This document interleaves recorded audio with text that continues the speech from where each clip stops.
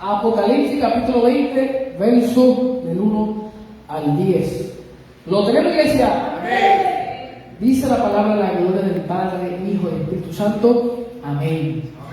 Vi entonces a un ángel que descendía del cielo con la llave del abismo y una gran cadena en su mano.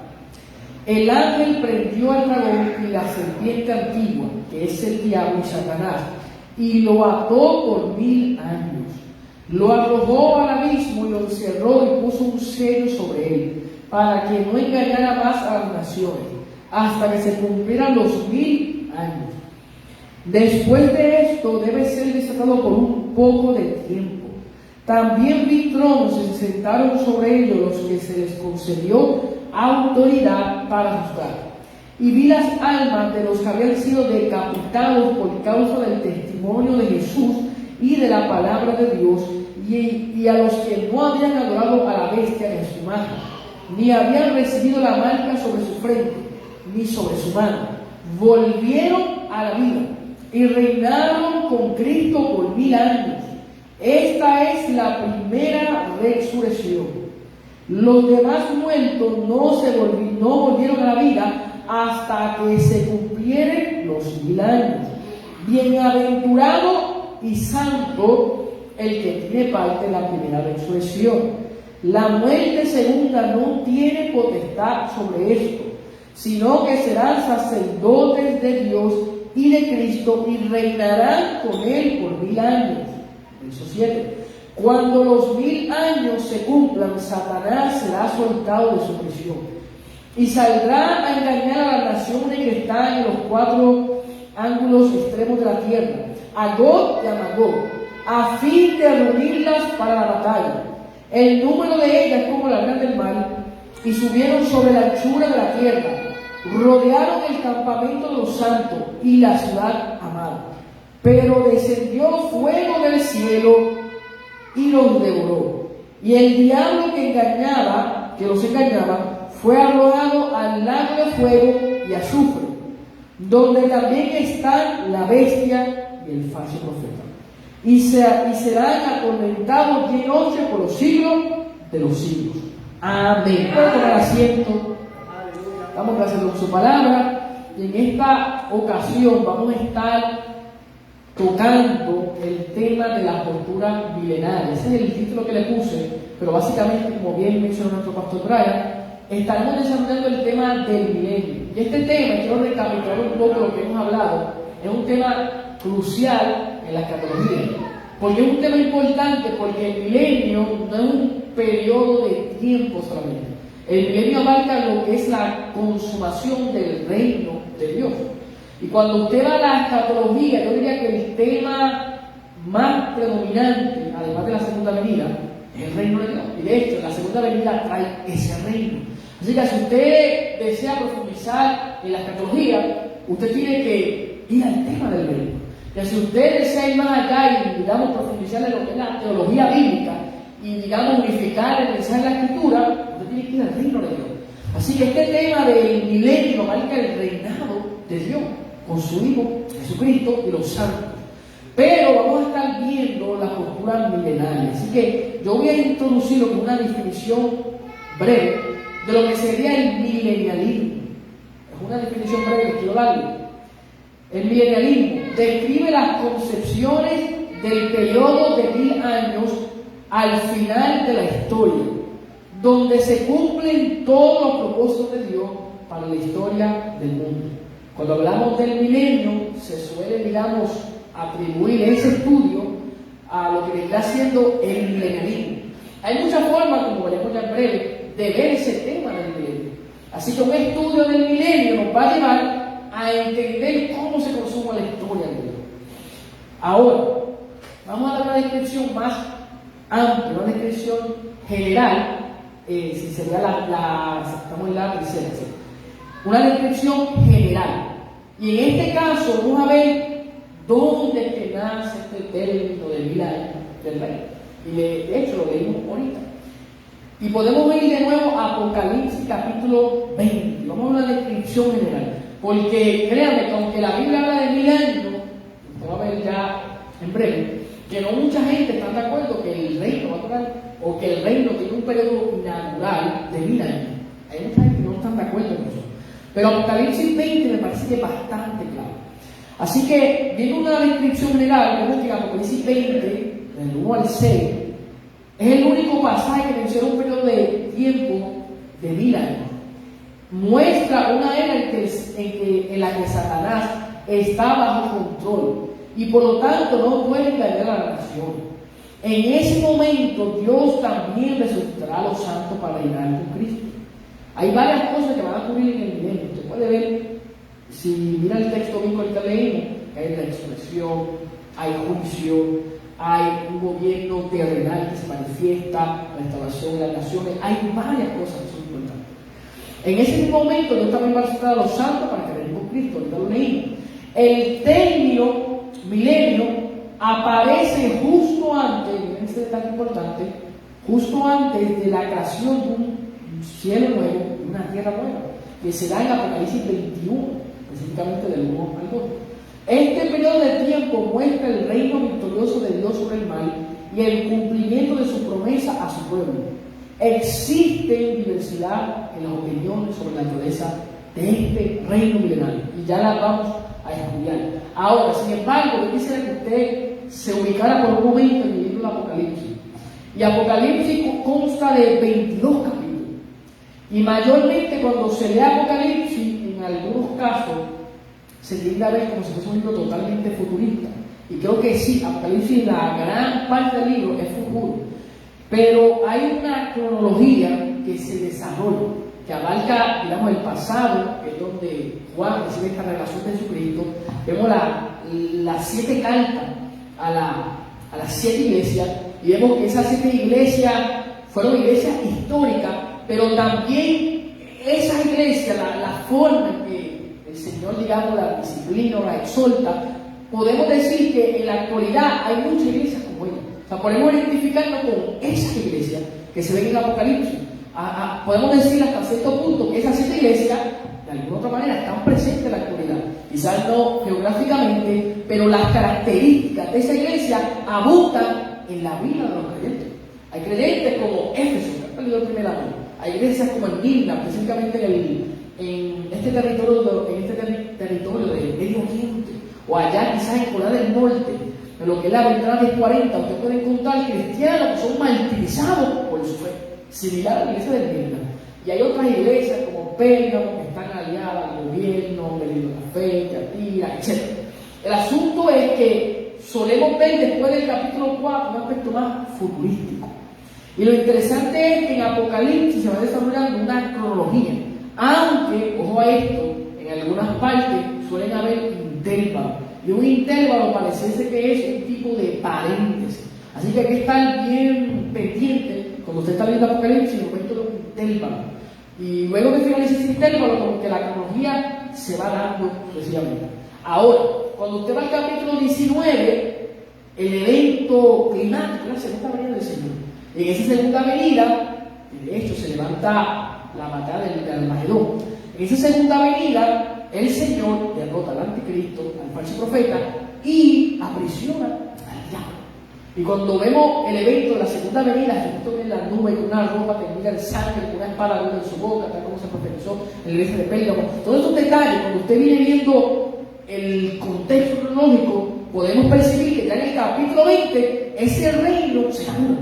O sea, el capítulo 19 viene Jesucristo, y en el 20 se inaugura ese reino. Y viene con el reino. Y esto no es algo nuevo. ¿Por qué no es algo nuevo? Si usted lee los evangelios, el reino se estaba acercando. El reino estaba básicamente presente, dice Jesús en otros casos. ¿Por qué? Porque el Mesías había llegado a visitar a su pueblo. Y mientras Jesús operaba en su ministerio, ¿qué pasaba? El reino se movía. El reino de Dios operaba. La expulsión de demonios, la sanidad, las salvaciones, todo esto es una obra, una evidencia de que el reino estaba en medio de las personas. Así que con Jesús el reino no se presente. Pero digamos que en la primera venida ese reino se limita y no se ve el aspecto terrenal. Llega el Mesías, llega Jesús, es el heredero al trono de David, es el heredero a todas las promesas mesiánicas, pero en su primera venida, digamos que viene a destronar el reino de las tierras. Y físicamente el reino no se hace visible. Eso no quita que sea un reino visible. Muchas personas van a ver este reino como algo espiritual. Hay un término que se suele utilizar para combinar lo espiritual y lo terrenal, y digamos que estén en una perfecta armonía. Es el término holístico. El reino de Dios es holístico, es tanto espiritual como terrenal. Así que cuando hablamos del reino de Dios, puede abarcar esa esfera donde Dios gobierna, donde Dios está en control de todo, pero una vez el reino se hace visible. ¿Por qué el reino se hace visible? ¿Por qué? Porque es el deseo de Dios reinar con su creación.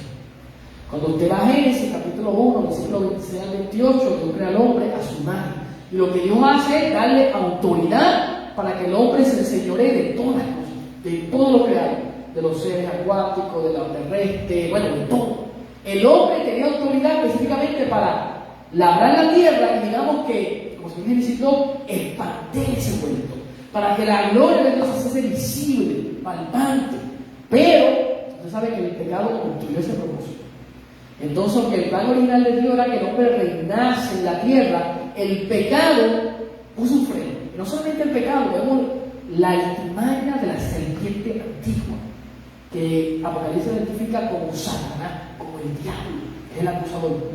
Así que, aunque el propósito de Dios siempre ha sido que el hombre reine en su creación, el pecado, el diablo, ese sistema caído, el mundo en sí, trae, digamos, un tipo de resistencia a lo que es el plan de Dios.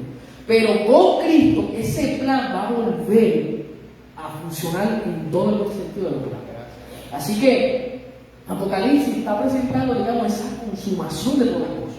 Usted va a ver el contraste, si usted va al capítulo 21, se ve un tipo de paralelismo, un tipo de contraste entre Génesis y Apocalipsis. Usted va a ver en Apocalipsis 21 el árbol de la vida. Usted va a ver la ciudad con puertas abiertas. Usted va a ver que en Génesis hay un árbol de la vida, pero se bloquea el acceso. El hombre pierde el acceso y hay los querubines protectores. Sin embargo, en Apocalipsis está el árbol de la vida para que la gente coma. Y las puertas están abiertas, o sea, hay libertad, hay acceso.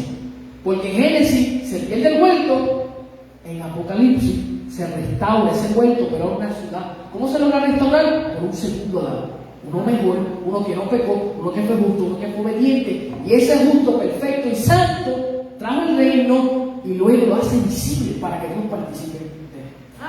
Así que Apocalipsis 20 básicamente es un preámbulo del reino eterno. Se están inaugurando las promesas que son terrenales para las naciones y para Israel.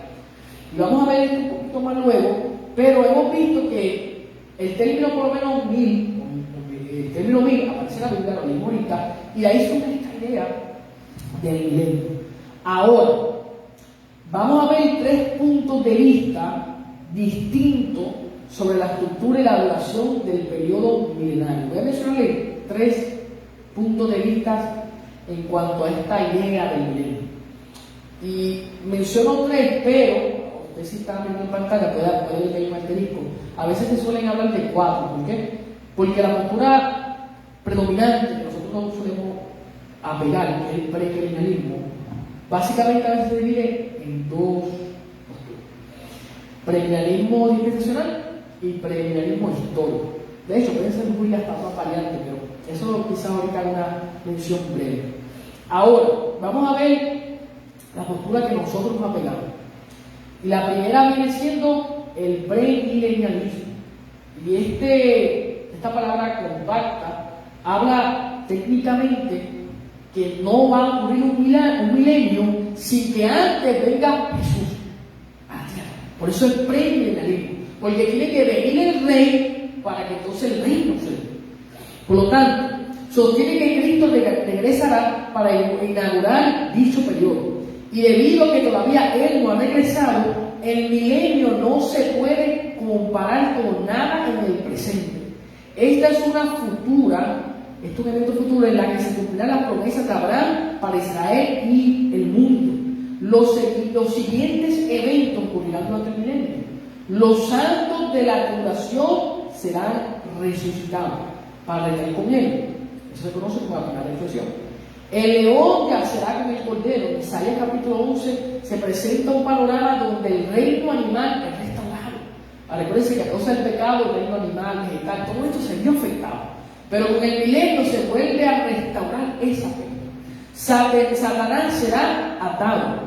Esto será en este periodo milenario.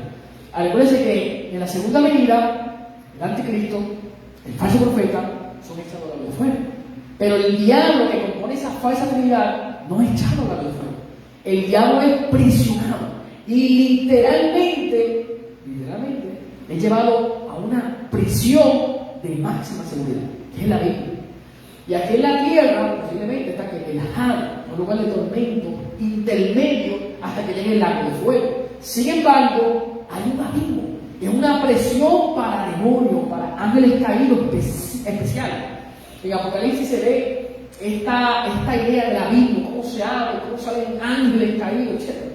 Así que hay un lugar que es una presión para estos personajes. Y es la Biblia. Ahora, también en el milenio la tierra será fructificada, será una tierra fructífera, similar a como era el mundo antes de la caída. Isaías 11 lo confirma, Isaías 65:20, Oseas 21:23 y Amós 9:13. El mal existirá en la tierra, pero Dios restringirá en gran medida sus efectos. Y usted puede ver Isaías nuevamente, Zacarías 13, que es muy importante ese verso, y en Apocalipsis 27 en adelante, usted puede encontrar eso. El mal se va a restringir, habrá, y de hecho van a morir personas en el milenio, personas que van a entrar con un cuerpo natural, van a haber muerte. Todavía la muerte en sí no ha sido erradicada, todavía la muerte está presente. Al final del milenio, y usted no leyó eso, pero al final del milenio ocurre el gran juicio del trono blanco y ahí la muerte persigue de manera definitiva. Pero como todavía está la muerte, van a haber personas que van a pecar, quizás no por una influencia demoníaca, pero van a desobedecer, pueden pecar y no van a durar un periodo extendido en ese reino inaugural de milagro. Así que en el milenio será un periodo donde la tierra va a estar siendo restaurada, pero no va a llegar a la parte final hasta que el mal totalmente se ha vencido. O sea, el reino es simplemente, para meterlo de esta manera, un preámbulo, un prólogo. Es como si fuese el prefacio de un libro. Antes de usted escribir un libro, usted tiene que iniciar con un prólogo, o un prefacio, o mínimo una introducción. Usted no puede empezar un libro, capítulo 1, capítulo 2, sin ni siquiera dar algún tipo de panorama breve de qué se trata. Pues ese es el milenio. Es un panorama, digamos, breve de lo que va a ser el reino eterno. Ahora, hay más posturas. Esta es una de las posturas más populares, posiblemente esta segunda postura, dentro de la academia, es una de las más abrazadas. Es el amilenialismo. Y esa letra A es un prefijo que básicamente significa sin milenio. Cuando usted ve, por ejemplo, la letra A delante de una palabra como ateo, es sin Dios y así sucesivamente. Y básicamente el amilenialismo es que no hay un milenio. Ahora, los amilenialistas, claro que no les va a gustar ese término, ellos prefieren verse como milenio realizado. O sea, para ellos no es que no hay milenio, sino que el milenio ha sido realizado o se está realizando. A ellos no les gusta ese término de amilenialismo, pero lo aceptan. El amilenialismo se caracteriza por los siguientes puntos de vista. El periodo de 1000 años debe considerarse metafóricamente. El milenio en realidad se refiere a lo que sucede espiritualmente en la primera y la segunda venida de Cristo. Y aquí usted va a ver que básicamente las personas que tienen esta posición suelen alegorizar el texto. Y yo recuerdo en una ocasión cuando me tocó preparar un curso en Instituto Bíblico, era mi primera vez dando clase, recuerdo que fue en la iglesia del Pastor David, me tocaba la hermenéutica, y comencé a leer el libro y recuerdo que le añadí un curso. Y era un curso de hermenéutica, de unas 18 clases aproximadamente. Y el pastor o el maestro estaba muy bien. Al principio, todo excelente, aprendí muchas cosas, reforcé muchas cosas que estaban en el libro. Pero cuando llegó la parte de Apocalipsis, percibí que básicamente todo lo que había enseñado al principio, interpretar el texto gramaticalmente, históricamente, no lo aplicó para Apocalipsis. Ahí como que de momento como que frenó. Y dije, ¿qué está pasando? Y comenzó a interpretar el Apocalipsis de manera alegórica. Los símbolos, todo tiene un significado para la iglesia hoy, pero no en un aspecto, digamos, futuro. Y hay muchas personas que son así, aunque muchas veces interpretan otras cosas literales, como llegan Apocalipsis, todo es simbólico, todo es espiritual. Y eso es un problema, porque a veces lo que está claro se vuelve oscuro por forzar una interpretación. Otro punto es que el Señor ha vencido a Satanás en la cruz y lo ha atado. Es decir, para una milenialista, esa atadura que es futura, desde nuestro punto de vista, creo que así lo presenta, digamos que ya ocurrió en la cruz, ya Satanás está atado. Pero usted sabe que 1 Pedro 5:8 dice que seamos sobrios, que velemos, porque el diablo anda suelto, anda como un león rugiente buscando a quién devorar. Entonces, ¿cómo es posible que el diablo esté atado si la Biblia lo ve como suelto? Y de hecho, Efesios 6:10 habla que nos fortalezcamos en el poder de Jesucristo, porque no tenemos lucha contra sangre ni carne, sino contra potestades, toda esa muerte. Y en Efesios 2 se presenta a Satanás como el príncipe del aire. Y de hecho, 2 Corintios 4:4 lo presenta como el Dios de este siglo, eterno. ¿Qué implica esto? Que el diablo se está operando. Está operando. De hecho, en Apocalipsis 12 se presenta como un dragón que persigue a la mujer y a su descendencia. Él está suelto. Y en Apocalipsis, en ese periodo final, estará más furioso porque sabe que le queda poco tiempo. Ahora, ahí como que es una contradicción. Pero yo creo que la manera de resolver esto, porque créanme que cuando una persona conoce la Biblia, buscará la manera de que su interpretación encaje. Por eso, hermano, yo concluí que cuando uno más estudia, a veces más preguntas surgen. Por eso el estudiar mucho no siempre es saber más o tener más conocimiento. Hay personas que estudian mucho, pero a veces se aferran a algo y no lo van a soltar nunca. Así que la postura milenial, pues dentro de la academia, es bien famoso y bien avanzado. El gobierno de Cristo y el cumplimiento de las promesas de Dios es principalmente un gobierno espiritual. Para ello está ya en un reino físico, que se va a hacer visible, que involucra a la nación, una restauración del reino animal, vegetal. Para ello esto no es real, no se va a dar. El milenio describe cómo Dios lidia espiritualmente con el mal en la era de la iglesia antes del regreso de Cristo. Para una milenialista, básicamente Apocalipsis es un libro idealista que presenta la victoria entre el bien y el mal. Y básicamente Apocalipsis sí presenta eso, pero no es todo. Y para una milenialista, esta idea cronológica que yo les he hablado desde el inicio, no está. Los amilenialistas usan otro método, no la cronología, utilizan la recapitulación.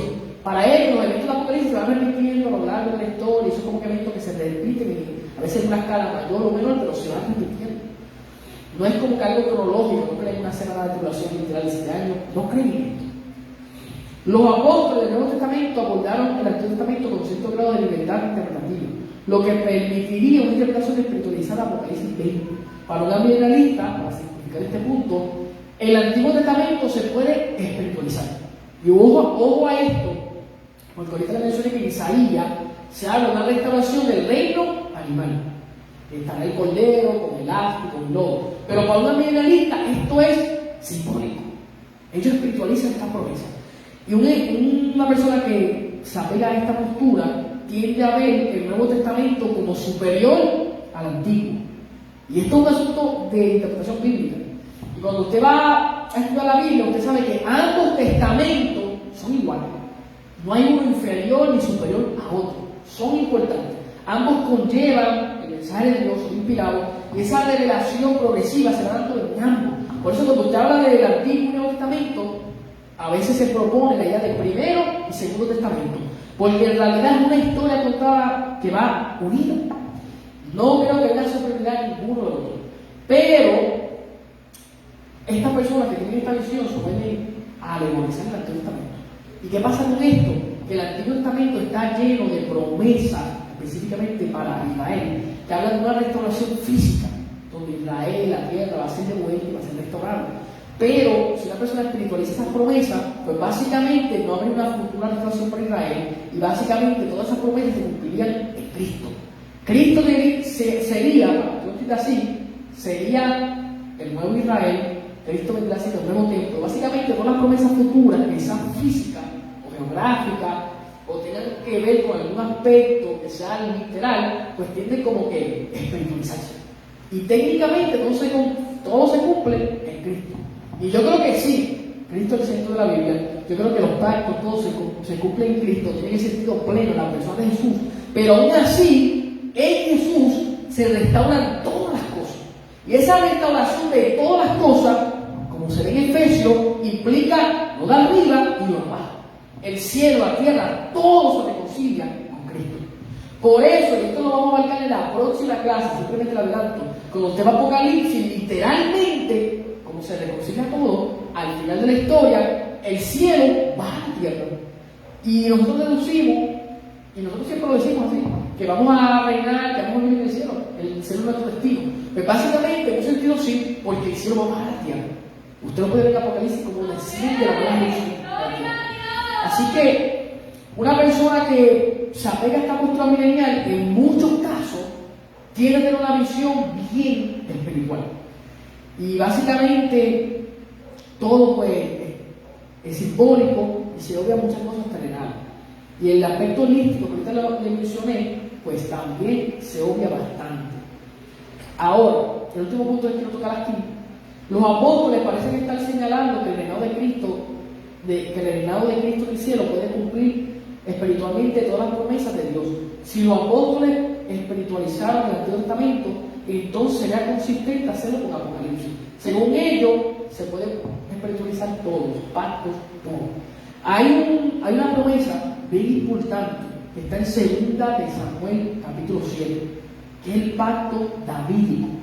En ese pacto davídico se le promete un trono al heredero, o sea, al hijo de David, que le iba a ser Salomón, parece que sí, pero Salomón simplemente es un tipo.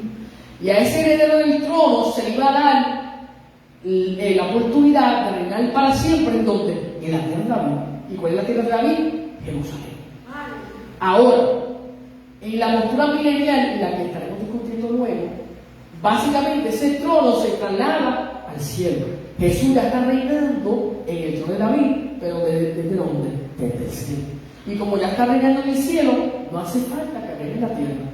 Pero yo quiero decirte que una cosa no tiene que quitar la otra. Jesús puede estar reinando en el cielo, como se ve en Hebreo, a la lista de los padres, pero aún así, ese reino, bajarlo, o ese reino, hacerlo visible. Y si usted va a Daniel 7, cuando usted ve esa figura del anciano de día y el hijo del hombre, exactamente eso es lo que ocurre. El anciano de día le entrega los reinos a quién? Al hijo del hombre, que viene en la nube cabalgando, y cuando se le entregan esos reinos, ¿qué hace el hijo? Viene a la tierra, vence el último imperio, y ese reino se hace visible y todos los santos participan.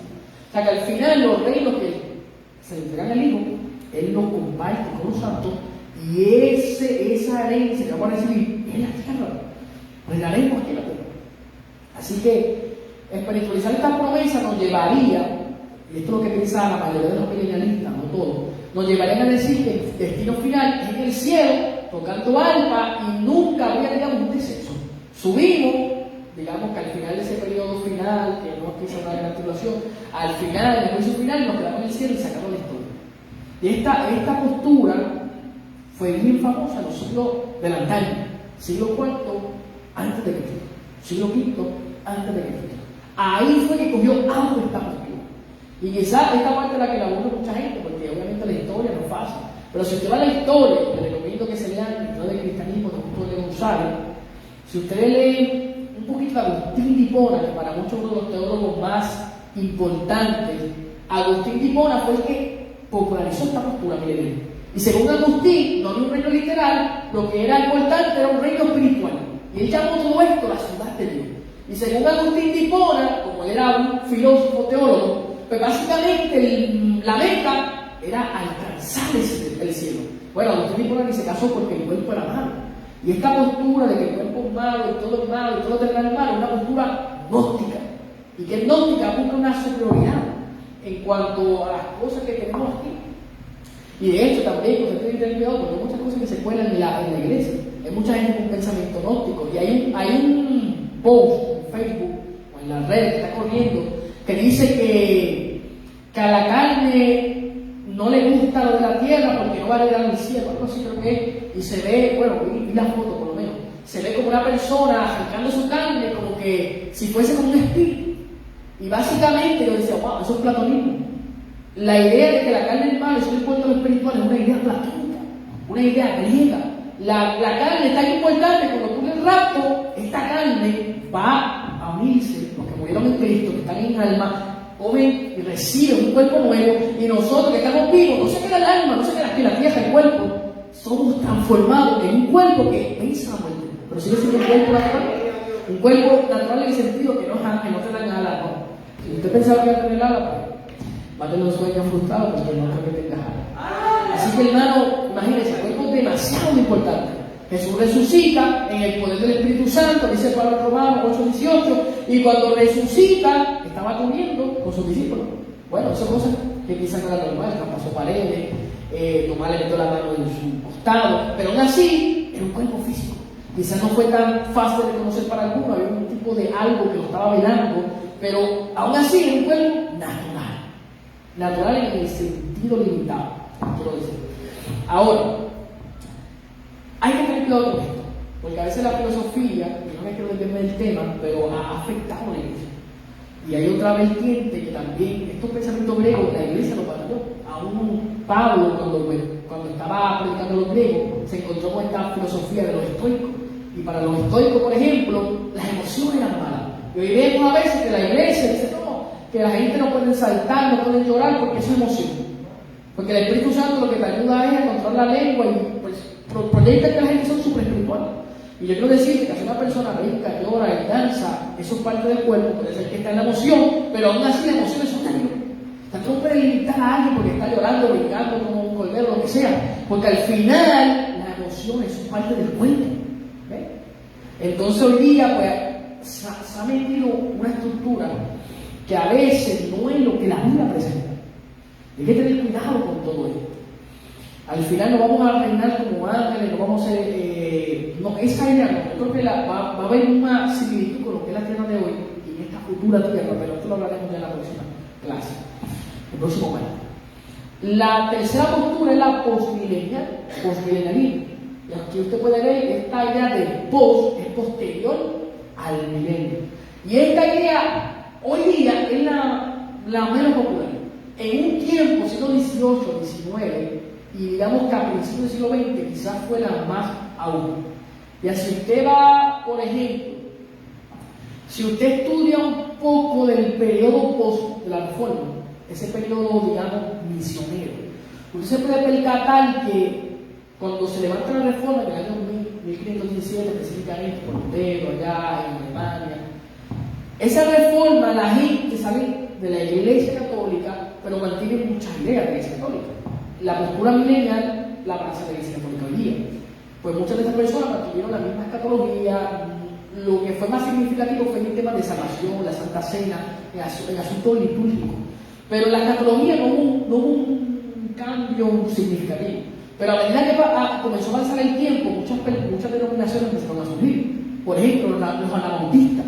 Esta gente quería literalmente inaugurar el reino. Y algunos eran pacíficos, pero otros se volvieron violentos. Y querían que el reino terrenal estuviese presente, pero con fuerza.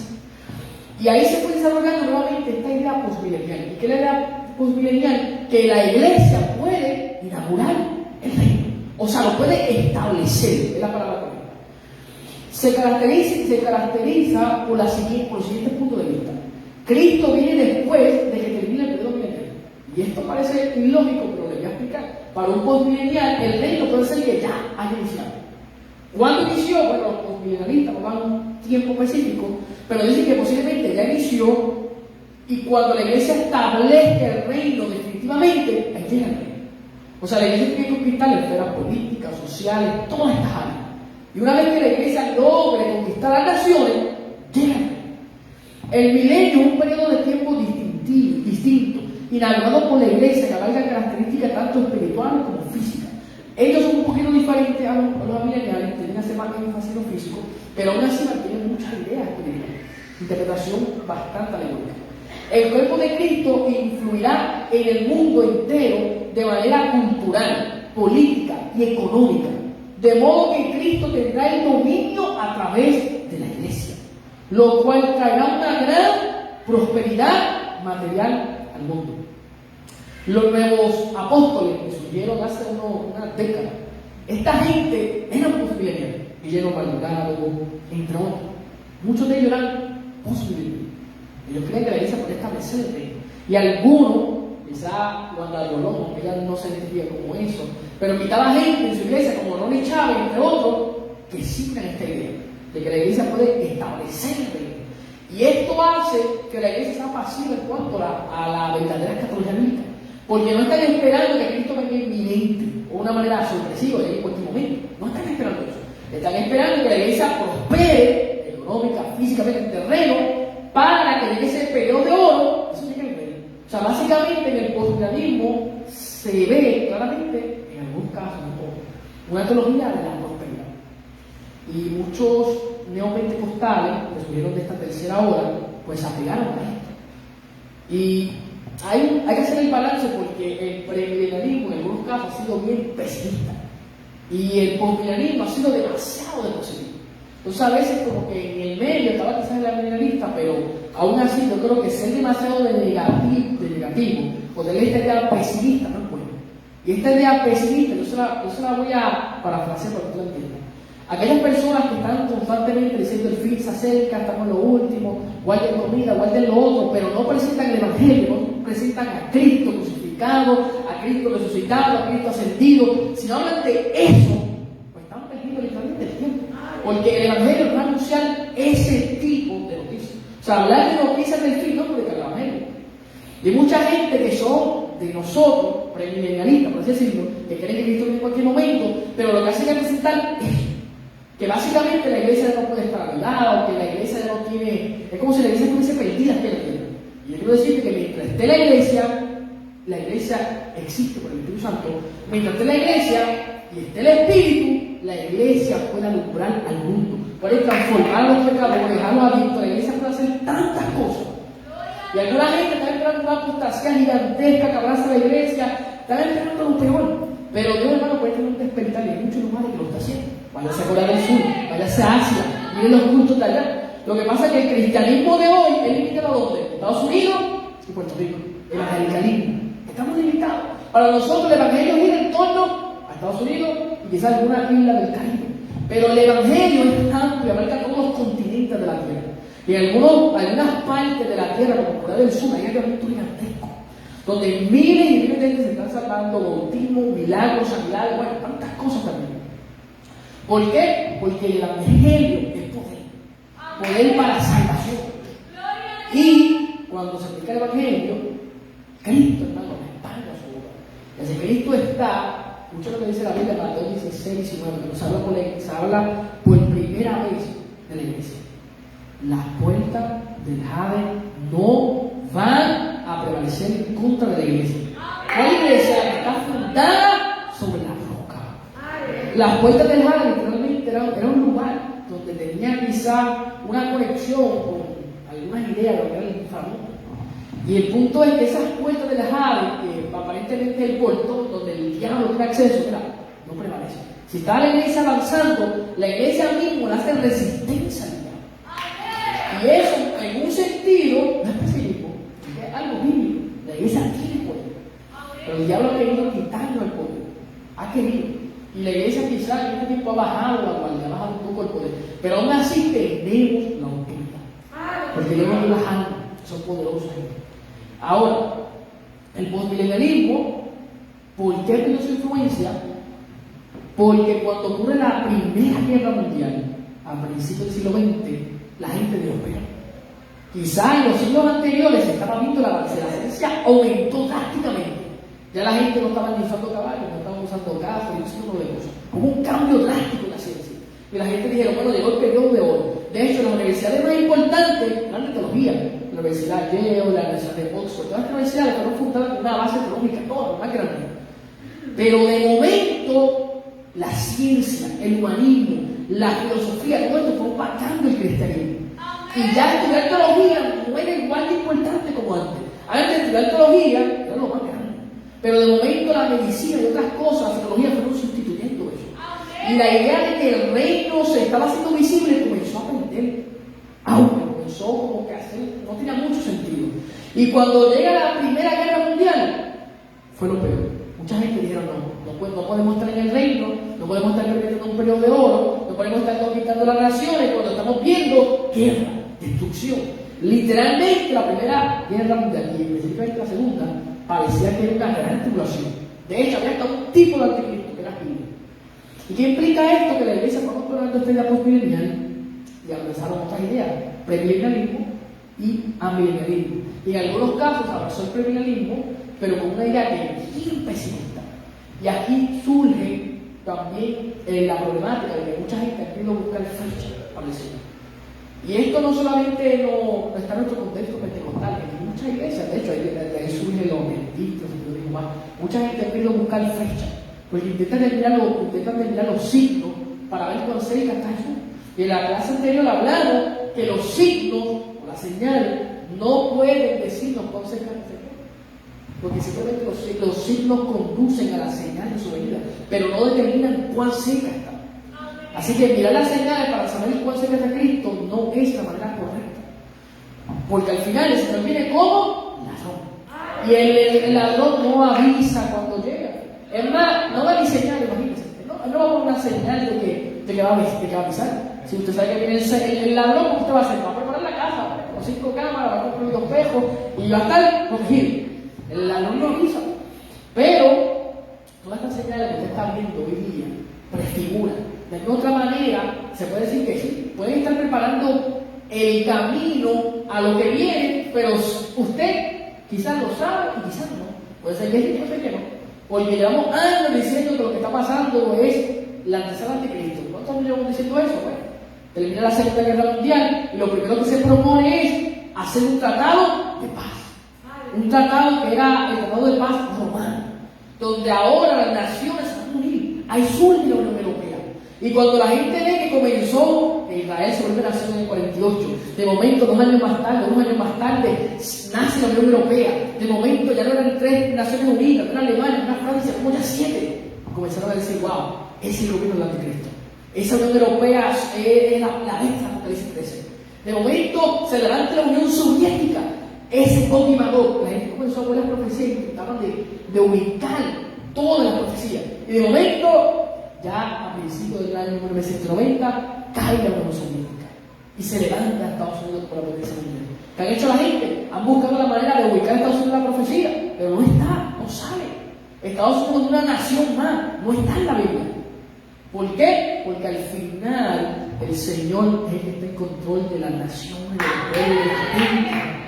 No todo está en la Biblia, pero lo más importante que considera la salvación al plan de su reinado, sí está. Pero estos detalles se tienen que a veces pasar por alto, porque es que no está. Y la Biblia no es un libro para que usted lo descifre. No es así. O sea, Apocalipsis brindó esperanza a los primeros lectores. Cuando Juan recibe la revelación, la iglesia de aquel tiempo comenzó a recibir fuerza. Quizá no estaban recibiendo la persecución final, que un día llegará, pero estaban recibiendo una persecución con un emperador malo, llamado Domiciano. Y ellos vieron quizás esa bestia como Roma, se identificaron. El Apocalipsis fue valioso para ellos. Así que para nosotros también es un libro de esperanza. Estas cuestiones de postura nos ayudan a ver un poco el panorama, nos ayudan a envolvernos en estos temas. Porque a veces el cristiano está bien ocupado en otras cosas. Y yo siempre le digo a la iglesia, no porque yo lo haga, porque para mí es fácil exhortar algo que yo hago o me gusta. Pero yo siempre digo a la iglesia, vuelvan a hacer la palabra. Ore, ayude, claro que sí. Pero siempre esté puesto en la Biblia. Porque la mente es un campo de guerra. Si usted no tiene Biblia, usted no tiene nada en la mente, consigna a Dios, cualquier cosa lo va a molestar, cualquier cosa lo va a entristecer, cualquier cosa lo va a desanimar, cualquier cosa lo va a desenfocar. Pero si usted tiene palabra, usted no lo va a estar mirando en su mundo meditando en las cosas que parece, ¿cómo le va a hacer esto, lo otro? Yo descanso en ti, confío en ti. Usted lo va a hacer. O sea, hay que meditar la palabra. Y es bueno que meditemos en esta esperanza de que el reino se va a hacer visible, de que tendremos acceso a las promesas de Dios. Ahora, viendo un panorama breve de estas 3 posturas, quiero mostrarles una gráfica, ya de un poco más visual, a lo que nosotros nos apegamos. Y le mencioné ahorita que somos premileniales, nos apegamos al premilenialismo. Pero les dije que dentro del premilenialismo se puede ver ahí pueden haber 2 variantes: el premilenialismo histórico o post-tribulacional y el premilenialismo dispensacional, que suele ser pre-tribulacional. Y en la clase anterior, el maestro anterior hablamos de esto. ¿Qué es pretribulacionismo? Es que la iglesia no pasa por la tribulación. Ahora, yo quiero ser bien claro con esto. Que la iglesia sea arrebatada o sea arrebatada antes de la tribulación no implica que estamos enseñando escapismo. El arrebatamiento, Pablo lo presenta como un evento de esperanza y de reencuentro con el Señor y con nuestro Señor amado. Ahora, el escapismo o el escape está como parte de lo que va a suceder, sí hay un escape, pero la idea de predicar el rapto no es presentar una vía de escape. Literalmente, yo he visto gente que simplemente quiere irse al rapto, pero no quiere conocer al Señor. O sea, quieren irse al rapto para escapar del fuego, del juicio, pero no para ver a su Señor. Y Pablo dice que le amamos sin haberle visto. El anhelo del creyente, como lo presenta Juan en su epístola, es ver al Señor cara a cara. Pero hay gente que cuando hablan del rapto, para ellos es un escape, porque como no pueden hacer nada en la tierra, no pueden hacer nada, literalmente no predican, no hacen nada, se cansaron, pues el rapto para ellos es un evento de escape. Pero la Biblia nos enseña que mientras el día dure hay que trabajar. Y el rapto debería suceder mientras usted está trabajando en la obra, envuelto. ¿Qué decía Pablo? Bueno, luego nosotros, los que estemos vivos, seremos arrebatados. Pero ya al final de su carrera, estando preso en Roma, sentenciado, quizás días antes de su muerte, ¿qué dijo? Ya acabó la carrera. Ya Pablo sabía que iba a ser arrebatado estando vivo. Dijo, he acabado la carrera, he guardado la fe. Por lo tanto, me espera una corona. Ahora, Pablo sabía que lo más grande, y está en ese Timoteo, al final era que su vida la había aumentado en servicio al Señor. Su vida era un sacrificio. Y literalmente, en ese contexto, él lo dice, que su vida era un sacrificio. Literalmente era una ofrenda. Su vida entera la dedicó al Señor. Así que lo más grande que usted puede hacer en la tierra, no es que usted, bueno, en el rapto. Eso sería bueno que no fuéramos arrebatados tanto vivos. Pero lo más grande, hermano, que usted preste su vida al Señor. En servicio para Él. Y si el Señor viene y nos encuentra haciendo así, y estando, mira, viviste corriendo, pero si no, nos va a tocar la muerte física. Y aún así, la muerte física no es el final, porque aún resucitaremos y nos reuniremos con los que son arrebatados por Dios. Ahora, en esta postura premilenial institucional, pues se mantiene esta idea pretribulacional, que la iglesia es sacada antes del día del Señor, o de los apuestos al lado del Señor, pero, ojo a esto, van a haber muchos santos en la tribulación. ¿Qué significa esto? Que el pueblo de Dios no va a estar ausente. Va a haber gente que conocerá a Cristo y será parte del pueblo de Dios. Y cuando llega Apocalipsis recibe la misma promesa, literalmente, que la iglesia. Porque al final la idea de Dios no simplemente es salvar el remanente, que la iglesia. La idea de Dios es salvar la mayor cantidad de gente posible. Yo no quiero que nadie se pierda, sino que todos procedan al arrepentimiento. Y en esa gran tribulación, judíos, gentiles, serán salvos. Apocalipsis capítulo 7, versículo 9, presenta una gran multitud de gente adorando al Cordero. ¿Quiénes son esa gente? Va a Apocalipsis capítulo 6, quinto sello. Usted va a Apocalipsis capítulo 6, en el quinto sello, hay un grupo de mártires debajo del altar. ¿Qué están haciendo? Clamando por justicia. Están vivos, están vivos en la presencia del Señor, con la mente bien clara. Porque a veces la gente dice, no, que en el cielo usted no va a conocer a nadie, usted va a estar como un limbo. No, hermano, esa gente conoce a sus hermanos que están siendo martirizados. Y clamaban por justicia. Quinto sello. Pero de momento llegan el tiempo, por Apocalipsis 7, y usted ve ese mismo grupo, ya no están clamando justicia, ahora están adorando. ¿Por qué están adorando con palmas? Porque en el capítulo 6 estaban debajo del altar, quizás ahí batallando con lo que estaba abajo, pero en el capítulo 7 están mirando al Cordero. Y cuando la gente mira a Jesús y brinda al altar al Cordero, lo cosas cambian. Y cuando ocurre esa tribulación y vengan personas que digan, no voy a brindar mi vida, mi lealtad a la bestia, sino al Cordero, van a ser salvos. Porque la salvación no es por otros, es por gracia. Todo aquel que mira a Cristo puede experimentar salvación. No es que se van a salvar por dejarse cortar la cabeza, no. La salvación nunca ha sido por obra, es por gracia. Todo aquel que brinde lealtad, fe al Señor será salvo. Y ese grupo de mártires fueron gente que miraron al Cordero. Y va a haber un contraste. Los mártires reinarán y los que se dejaron marcar por la bestia serán echados al fuego, morirán, experimentarán la segunda expresión para muerte eterna. Así que al final, aunque deducimos que la iglesia no está presente, eso implica que el pueblo de Dios van a haber gente que son santos y estarán siendo fieles y estarán presentando los testimonios, los mandamientos del Señor. O sea, darán testimonio y que son empresarios. Aquí usted puede ver en esta gráfica, básicamente, ¿Cómo se da el milenio? Ocurre el rapto en la postura premilenial, tribulacional, ocurre los 7 años de tribulación, la segunda venida visible, y luego el periodo de 1000 años, y luego la Trinidad. En la postura post-tribulacional es básicamente lo mismo, solo que el rapto ocurre al final. El rapto y la segunda venida visible será algo equivalente, será lo mismo.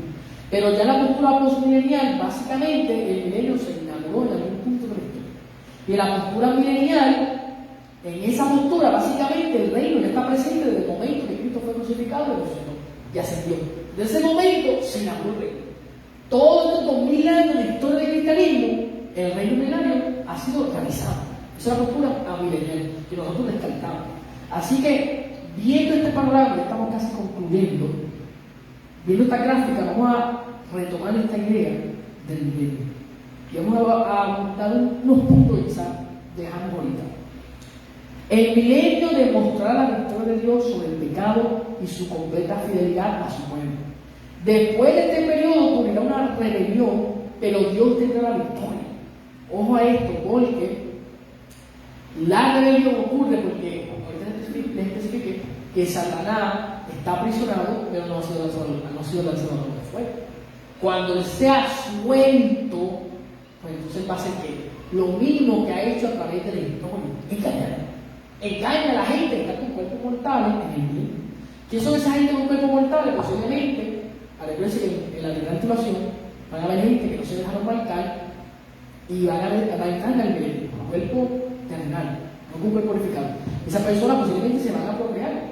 Y el diablo posiblemente engaña a las personas que nacieron en el reino, que nunca han conocido la maldad, que son inocentes, como Adán y Eva. Adán y Eva estaban literalmente en la mejor posición como un hombre pedestal, tenían acceso al huerto, pero eran inocentes. Y a causa de esa inocencia, podemos decir que el diablo logró engañar. Y esta gente que va a nacer en el milenio posiblemente sean así. El diablo los engañará. Y ahí va a ocurrir una rebelión final. Y en esa rebelión final, el diablo es suelto, pero Dios mismo le pone un alto. Y ahí que finalizaría ese periodo milenario y le daría paso al trono blanco, al juicio trono blanco, y luego al cielo nuevo de la tierra nueva. Ahora, continuamos. Luego juzgará a todos los que no confiaron en Cristo. En el trono blanco ocurre la segunda resurrección. Y esto es bien problemático para algunos, porque parece que la primera resurrección no es primera porque es un evento, un solo evento. Es primera porque, digamos que abarca varias fases. Jesucristo es la primicia, lo primero de la primera resurrección, el primer fruto. La evidencia de que hubo alguien que venció la muerte fue eso. Acuérdense que mucha gente había muerto y resucitado, pero no había muerto. Ocurrieron milagros de resurrección, pero no había ocurrido ningún milagro de alguien que muriera, resucitara y se mantuviera vivo. Solamente eso. Hubieron casos de personas que vencieron la muerte. No hubo muerto. Elías no hubo muerto. Pero ninguno que haya muerto, resucitado y venció la muerte de manera absoluta. Pero sí se dio con eso.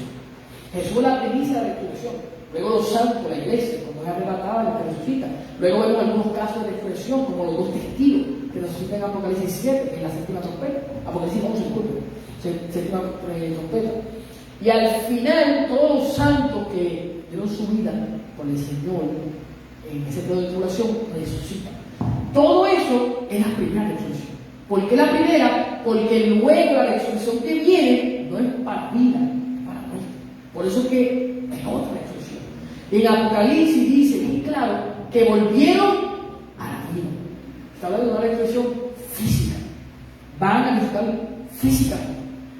Ahora, tanto como la primera, la segunda es bastante similar, porque la gente que resucita con un cuerpo físico, pero lo interesante es que resucita un cuerpo físico para ser juzgado, porque el castigo eterno de los pecadores no es solamente el alma, no es la aniquilación, como lo presentan algunas posturas, adventistas, etc. Al final, el castigo que se ve en Apocalipsis 20 es un castigo eterno, donde los impíos resucitan el cuerpo, pero para ser juzgados delante de Dios y de Dios. Y en esa segunda resurrección, esta gente van a estar expuestos.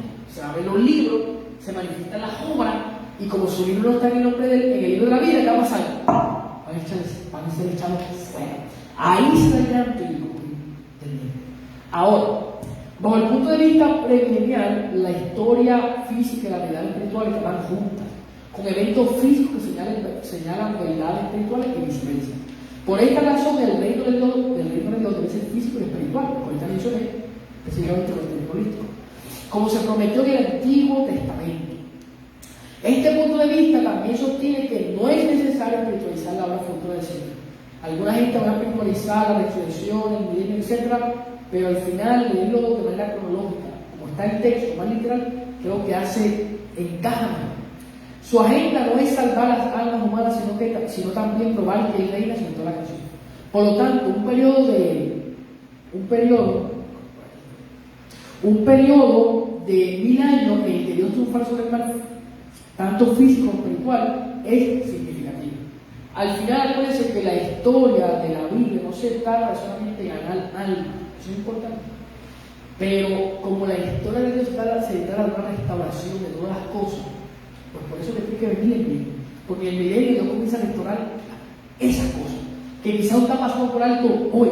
Porque hoy día en el evangelismo no se hace hincapié en la canción. De hecho, la gente cree que la canción es mala. Yo he escuchado gente que dice, no, la canción es mala, que Dios envíe fuego, que la teme y los pies para el cielo. Porque hay gente que tiene esa mentalidad, que la canción es mala, que la vieja es mala, que esto es malo. Y a veces pensamos que lo único que importa es las almas, lo que importa es la vida. Y a veces el evangelio está enfocado en el hombre, es antropológico, centrado en el hombre, en el destino del hombre, pero lo que la Biblia presenta es que el evangelio es cristocéntrico, se trata de Jesús. De hecho, el primer anuncio del evangelio explícitamente se va en Isaías. Utiliza esa palabra buena. Y cuando Isaías pronuncia el evangelio, dice que Jehová va a reinar en Sion. Jehová. O sea, el evangelio está hablando de un rey que viene a reinar. Ese es el evangelio. Y cuando usted viene a ver el primer anuncio, que se conoce como el protoevangelio, Génesis 3:15, es acerca de una simiente de una mujer, y sabemos que es el Mesías, Jesús, que va a aplastar la cabeza de la serpiente. O sea, un Mesías, rey victorioso y vencedor. Se trata del Mesías, no de nosotros. Nosotros estamos participando de esa buena nueva porque somos reconciliados. Pero al final el evangelio que Jesús va a reinar con su pueblo. Ese es el evangelio. Le hace Marco. Marco dice, está hablando del reino de Dios. Cuando habla del reino de Dios, habla acerca de predicar el evangelio. Técnicamente, según los evangelios, el evangelio mismo era anunciar que el reino se había acercado. Y cuando Pablo comienza a predicar el evangelio, aunque predica a Cristo, está hablando de su reino. Habla en Colosenses que hemos sido trasladados del reino de las tinieblas al reino de la luz. Así que no podemos obviar este tema del reino, es muy importante. Y ya por último, en síntesis, ya voy a dar la síntesis, pero quiero finalizar con un verso bíblico. En síntesis, el milenio es parte del reino de Dios. Yo creo que eso quedó claro. Yo creo que esta idea de ver el milenio como simple milenio no es la normal. El milenio es el prólogo, el preámbulo de un reino eterno. El milenio es el cumplimiento de las promesas del Antiguo Testamento que abarcan Israel, las naciones y todo lo que tiene que ver con el aspecto físico y espiritual. El pueblo de Dios, la nación salvada y restaurada, esto incluye Israel, reinarán con el Señor para siempre. Ese debe ser el énfasis del reinado milenario, que Dios comienza a restaurar todas estas cosas. Acuérdense que hoy día Israel está buscando una restauración. Cada vez se agranda el territorio. Ya en el año 1948 conquistaron parte de su tierra, parte de su territorio en la capital. Palestina hoy día tiene también su parte, que pertenece a Jerusalén, como Israel. Pero poco a poco Israel fue conquistando territorio. Recuperó su idioma, el hebreo. Ya en la guerra de los 6 días, en el año 1967, en la guerra de los 6 días conquistó gran parte de su territorio, venciendo a los enemigos del Medio Oriente. Poco a poco fue ganando batalla y ha permanecido hasta el día de hoy. Pero aún así, Israel no tiene su territorio total. Y ese territorio, según el pacto abrámico, va a llegar hasta el Éufrates.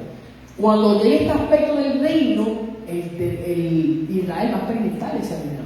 Y no solamente Israel, las naciones. El profeta Isaías en el capítulo 19 habla que Asiria, Egipto van a adorar al rey. Se van a reunir con Israel a adorar. O sea, hay una reconciliación de la nación.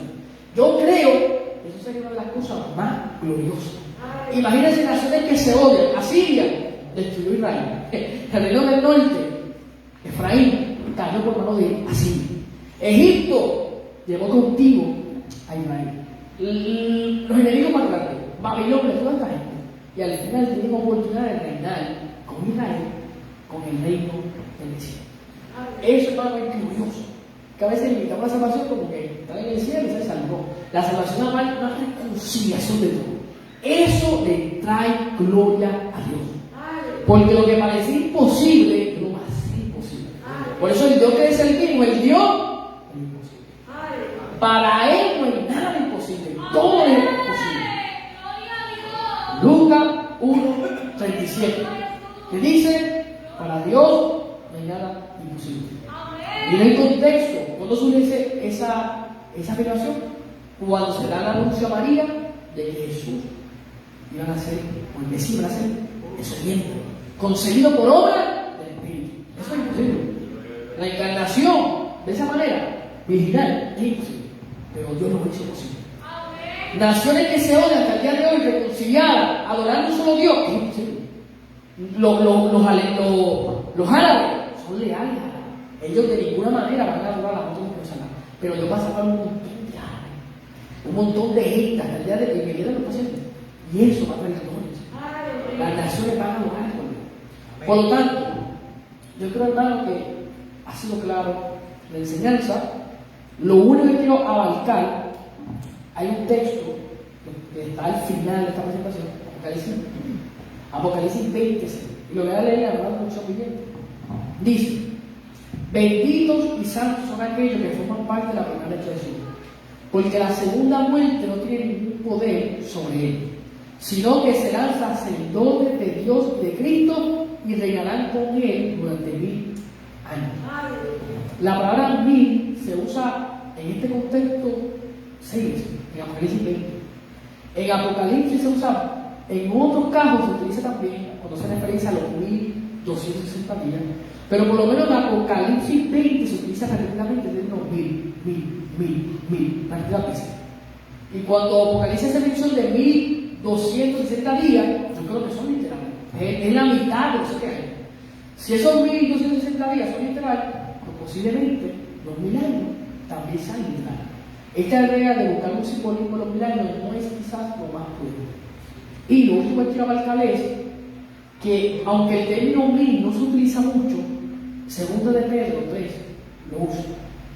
Y cuando usted va a Segunda de Pedro 3, vamos a leerlo, ya le voy a finalizar con estos textos. Segunda de Pedro, capítulo 3. Vamos a buscar el versículo 8. Dice: el día del Señor, ese es el título, está en mi Biblia. Pero amados, no ignoren esto, que para el Señor un día es como 1000 años y 1000 años como un día.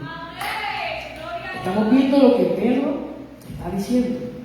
¿Dónde Pedro saca esta idea? ¿Propia de él? No, la saca del Salmo 90, verso 4. Vamos a leer ese Salmo. El Salmo 90, vamos a ver por aquí.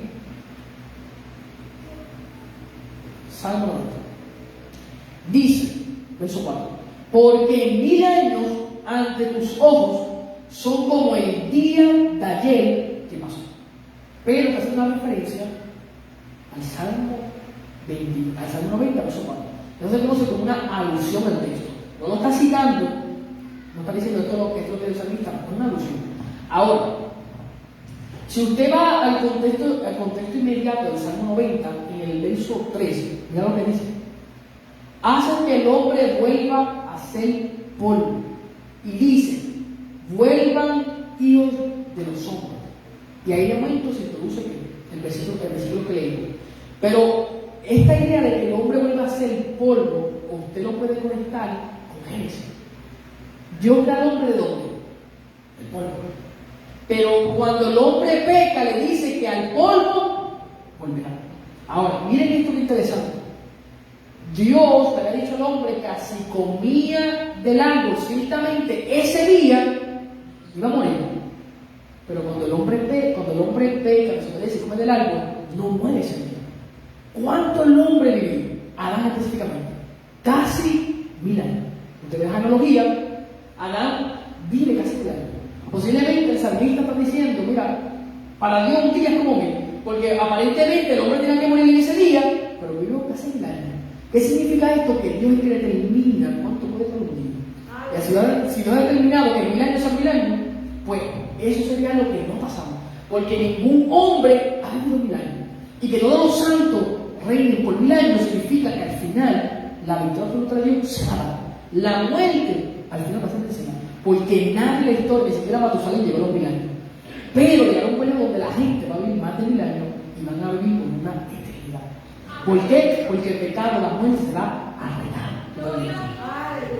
Así que en Adán el pecado entra, no muere físicamente, teológicamente deducimos que murió espiritualmente, hubo una desconexión de Dios, pero físicamente se supone que muriese. ¿Pero sabe por qué no murió? ¿No murió? Pues lo que dice Pedro, porque Dios paciente para con todo, no queriendo que ninguno se pierda, sino que no proceda al arrepentimiento. Adán moría en ese momento, se perdía. Dios le dio casi 1000 años para que Adán reflexionara, procreara y el plan de Dios comenzara a fluir. Eso es obra de la misericordia y el amor de Dios. Dios es tan grande, tiene tanto amor que Dios, cuando el hombre peca, no lo deja en el huerto, no es un Dios permisivo, lo saca, pero aún así es una promesa de restauración. ¿Y usted sabe dónde viene la promesa? De la persona que principalmente pecó primero, digamos. Eva, que fue aparentemente la culpable, es el instrumento para dar la redención al mundo. Mira las cosas que se ven. Supone que Eva estuviese descualificada. Ella fue la que tomó del árbol primero, pero a ella es la que tiene que utilizar. A Eva, a la mujer, para tener redención. Estas cosas, bueno, parece que no tienen sentido a veces, pero cuando usted la va poniendo como que la va uniendo, Dios, hermano, hace eso. Puso a María, nos Mesías, el reino de 1000 años, se le tiene una eternidad, y al final, ¿qué pasa? Todo obra para mí. Al final, Dios gobierna y gobernará para siempre. Vamos a estar puestos sobre nuestros pies. Vamos a darle gracias al Señor. Qué bueno, Dios. Gracias. Y que, hermano, tesoren esta palabra. Ya próximamente finalizamos y estamos hablando un poquito más de la hermana Jerusalén en el cielo. Así que simplemente pues estamos cayendo un poco. Y vamos a darle gracias a Dios porque su palabra, hermano, es verdadero, la esperanza. Vamos a orar y estar conectados. Poderoso Dios también puede hablar de esa palabra, que la robe. Y hermano, ya yo durante la próxima clase pues, realizar un poco para adelante, hacer una pregunta, pues estaremos discutiendo el próximo martes. Así que vamos a orar. Padre, bueno, Padre Santo, te doy gracias por esta bendición que tenés aquí en tu casa, en esta escuela bíblica. Te pido que bendiga a cada hermano que está presente, a los que no pueden estar, Señor. Ayúdalos, Señor, para que puedan estar conectados a ti, Señor, que puedan seguir siendo fortalecidos por tu palabra, tu presencia, a los que estuvieron a distancia. Padre, te pido que la palabra, Señor, pueda haber verificado, que se lo en su vida. Y te doy gracias, Señor, por esta oportunidad que